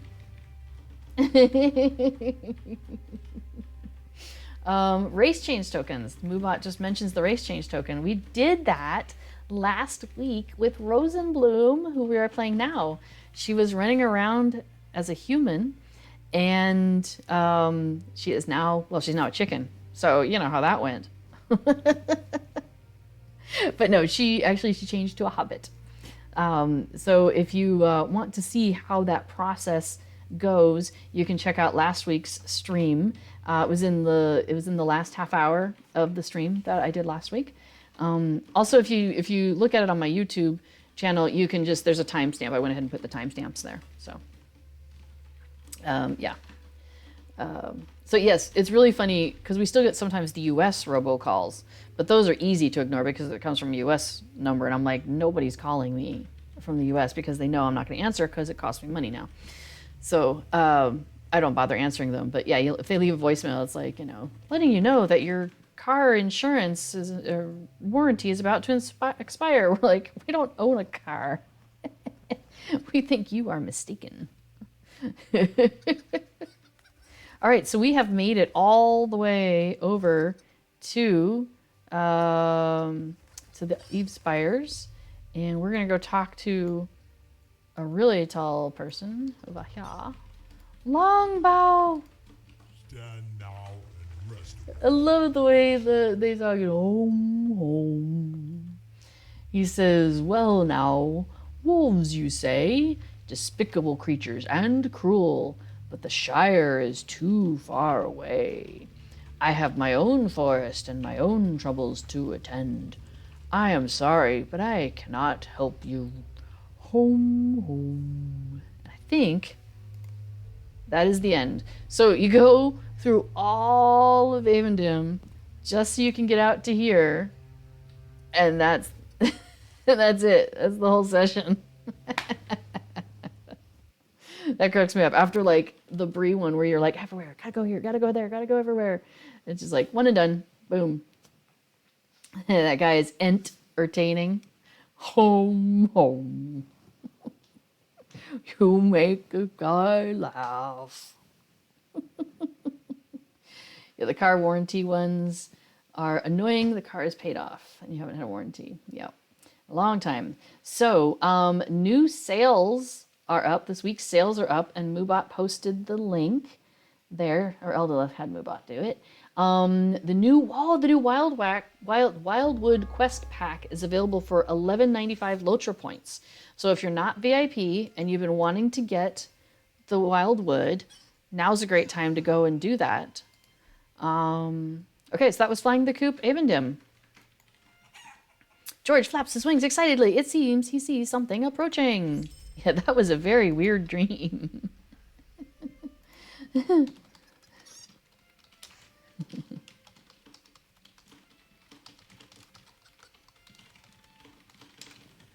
What's the emote for having to go to the bathroom? So there's all these fun emotes. Oh, those are pets. Fidget. No, I don't think it's fidget. Is it? It's bio. That's it. There we go. See, little crossing her little hobbity legs. Oh, I gotta go. Indeed, right? Man, that was a, whew, that was some hard work. Oh,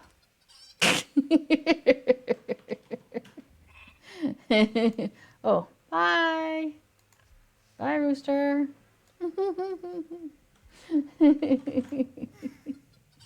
So okay, so what else is on sale? Let's see. Can I have it tell me? Let's take a look.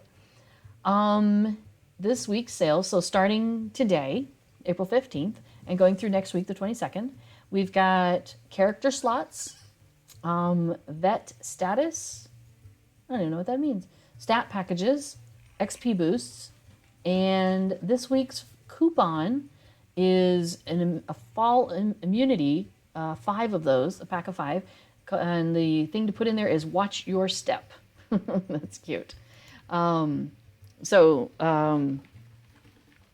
Yeah, so I don't know if you know that. If you go to the LOTRO store, we'll go to the LOTRO store. I have bought LOTRO points. I buy the LOTRO points when they are having a sale. So like there's always a base amount of LOTRO points that you can get, and then there's like a bonus you can get, and when they double that bonus, that's when I buy my LOTRO points, and then I just kind of sit on them until I, need them for various things. So let's see. The sales, okay, so the War Steed, War Mounts, they're doing like a mounts. That was the previous week's sale, and usually they overlap by just a teeny bit. So the Steed sale is ending, so there's some cool stuff there. And most of the time these are per character, but sometimes they're for your entire account. You have to look. If it just says, yeah, it'll usually tell you if it's for the account. Otherwise, it's per character. Let's see. I have the Steed of the White City. That one's really nice. I haven't looked at the battle-worn Steed of the White City. So, okay, so there's all those things. And then combat speed boosts and run boosts are also on sale.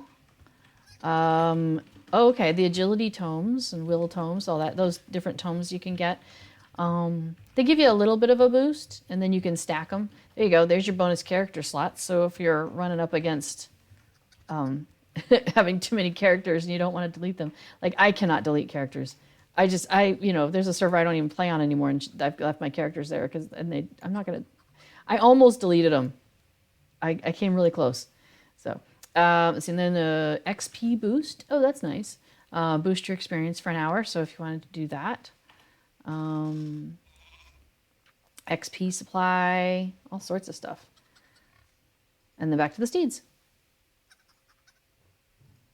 Oh, if you ever want to do the race change, I think you just go into, is it change? Yeah, character change, race change right there. That's what I did last week, and it's $24.95. Oh, we were going to look up the, it probably won't tell me, but if I put in Wildwood, so I'm VIP, so I already have access to the Wildwood, so it won't show me because I already have it. So that's one thing too, is like sometimes people will be like, well, what is this? How much is that? And if you already have it, it won't show you.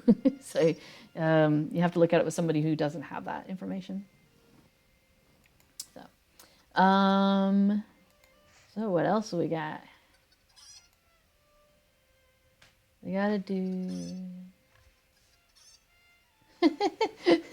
Someone suggests do a Hobbit day where you can only log into LOTRO servers as a Hobbit.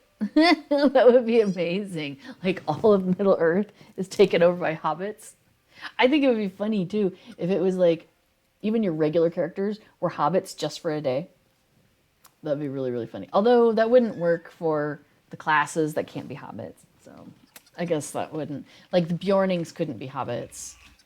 It's pretty sad for those poor Bjornings that can't be Hobbits. Can I tell you?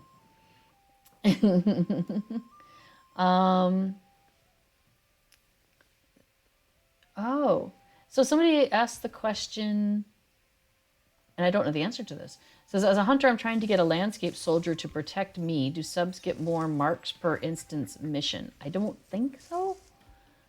I think what you get is the same. Now, if you do it, like, if you do an instance on your level, you get a certain amount of marks. And if you do it, like, where it's harder, you get more. And if you do it where it's easier, you get fewer. So there's that. You know, there's that balancing that happens. Oh, hey, there's a beaver. What a cutie. And a tree. Oh, here, I'll get up I have a gourd lurker. There you go. Her name's Gordita. What a cute little beaver. Somebody made me a beaver statue for my house here in the Shire. And it's so cute. I love my little beaver statue at my house. I'm gonna have to rearrange at some point though, because I gotta get the chickens back out in the yard because it's about that time. You know, it's getting to be warm enough weather that the chickens want to be back outside. I know Hobbit Bjornings would be so fun. I think that would be amazing. These like little bear cub looking guys.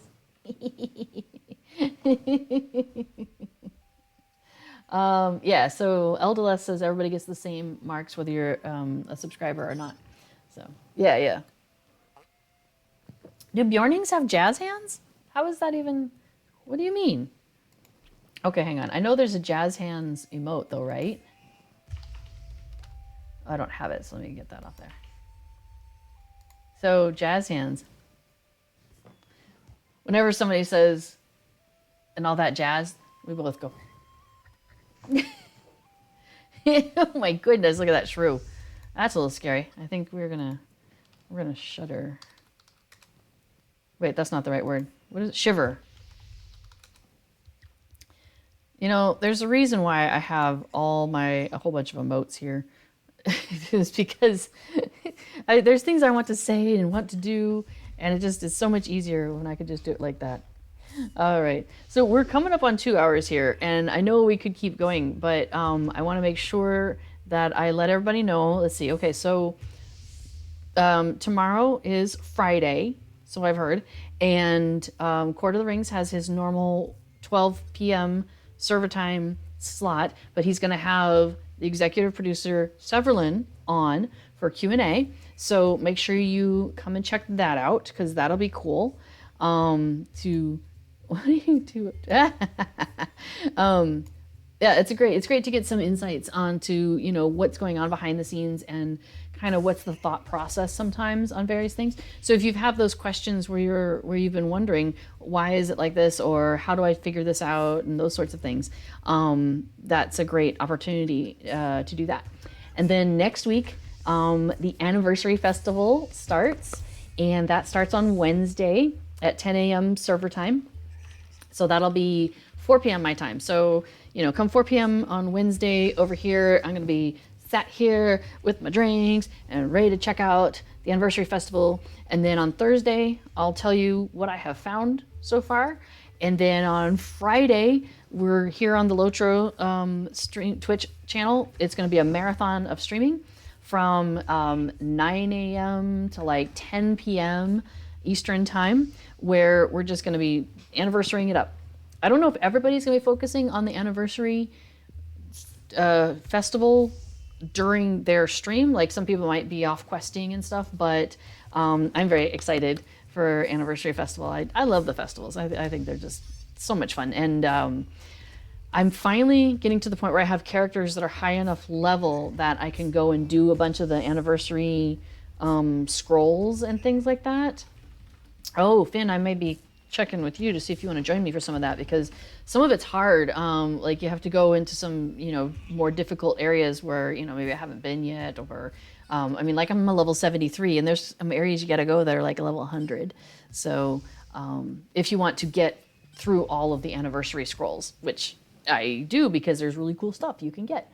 So looking forward to that. And I don't know what, gordita is it's a Mexican food item. So that's why it's funny, because she's a gourd, but I named her Gordita. So all sorts of good stuff. We might need to take another friend. Well, we could totally do that. I am down for that. So we're gonna have all sorts of fun anniversary adventures. I think I have 3 weeks during which I'll be streaming during the anniversary. Hang on, I'm just pulling up my agenda. I've been keeping an agenda of my plans. So let's see. Yeah, Thursday, April 22nd, we'll be doing an anniversary event. Same thing on Thursday, the April 29th, and Thursday, May 6th. Now, Thursday, May 12th is the day after the anniversary event ends. So unless they extend it, which they probably won't, unless there's like an issue or some reason they need to, but hoping that nothing bad happens in the world and nobody needs an extension on an event, we'll have 3 weeks of anniversary event here with me on Heart of a Hobbit.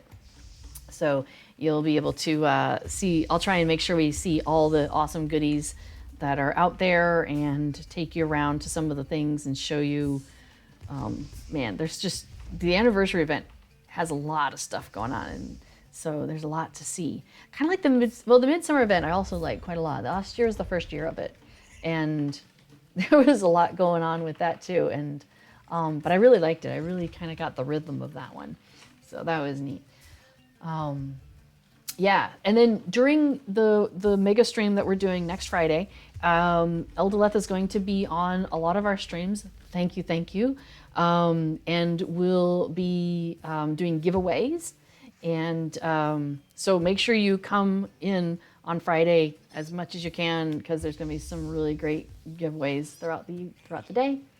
Somebody thinks the anniversary festival is the third best after the Yule and the Haunted Burrow. Yeah, the Haunted Burrow. Also, I kind of got into a groove with that one, right? Like, go here, do this, do that. And so when they close the Haunted Burrow and you can't go back in there anymore, like, the first couple of days after that, I actually am kind of sad. Like, it takes me a little bit of time to get back to not being able to just go in there and do all the silly things in there. So I do enjoy that one. And the Yule Festival, let's see, I get, me. I enjoy all the festivals. So there we go. All right, so before we finish off, are there any questions in the chat about the chicken sessions that we just did today, or any questions about, LOTRO, or Anything else I can tell you I don't know? I'll be happy to tell you. Yeah, the scavenger hunts, sometimes I'm good at them and sometimes I'm bad at them. So I got much better. It's like I skilled up last year on the scavenger hunts, and was able to get a lot further last year than I had done the previous year. So that was great because I wanted to make progress on that. So okay, so I think that covers most of scheduling and stuff. Festivals are why your level hunter is very squishy, right? Yes, I do the same thing because so if you don't know this already, festivals are full of quests, and quests give you experience. So festivals are a great way to level up your characters. They're on level quests, so you get on level experience for running around in a haunted burrow and stuff. It's great. So I have oh my gosh, I have I have one character that's level 130. I have we're down here in like Gondor at this point. Like we haven't got anywhere beyond that yet. But it's great because we're able to do that questing pretty good. And then I have a minstrel. She's like 126. I think the last time I did any landscape questing with her, she was in the 70s. So the rest of that's all festival. We are really loving Rohan and Gondor. I love Rohan. I mean, it's sad. There's definitely a lot of like depressing parts of that storyline, but I don't know. I just there's something about Rohan. I just love it, and that's why I thought I would really enjoy playing a human character because I was gonna really go out and spend a lot of time in Rohan. But I find that my heart really is in being a hobbit, which is kind of where the name of this show comes from. But I really do enjoy questing in Rohan. So Epic Uger wants to know about my Twitch name. Yes, I have been a redhead all my life, and still am. So, but although I do have some natural highlighting that has appeared, there are definitely some parts of my hair that are more red and less red. So I have Little Redhead has been a moniker for me for many years, well before there was, internet handles and all of that as being prolific as they are now. So there's the backstory on why I'm known as Little Redhead. And I took that on a while ago, and then, as you go through that online progression through the decades of, oh, well, now this is a thing, and oh, now this is a thing, and now we sign up here, and now we sign up there, and using the same username many places, is often inconvenient, especially when you're doing social things. Like I used to do muds and mushes, and so having the same name from one place to the next was useful. I'm not sure if I did through all of those, because a lot of times you would go in as your character name, or that's a whole different rabbit hole to go down. But yes, so I often am known as Little Redhead in various places. So, ginger haters, nay. Nobody's a ginger hater, not really, right? Also, only a ginger can call another ginger. So says Tim Minchin. If you don't know that song, you should totally go look up that song. Tim Minchin is fabulous, and absolutely hilarious. Okay, well, I think we are probably going to go ahead and wrap it up here then. So I will see you all next week. We're going to do Anniversary Festival. It's going to be so much fun. And thank you so much for coming and joining us today. I love spending time in Middle-earth, and I'm really, I'm just so lucky and so glad that I'm able to share that with other people. And so I'm really excited when I see you come and join me on these journeys. So yes, I'll be back next week. So tune in, bring any questions. If there's anything specific you'd like to see me check out in the Anniversary Festival, definitely let me know. I'm happy to go and take a look. So thank you all for joining me on this journey today. And so just remember, wherever you go, whatever you do, I encourage you to stay connected to the Hobbit side of your heart. All right. Thanks, everybody. Bye.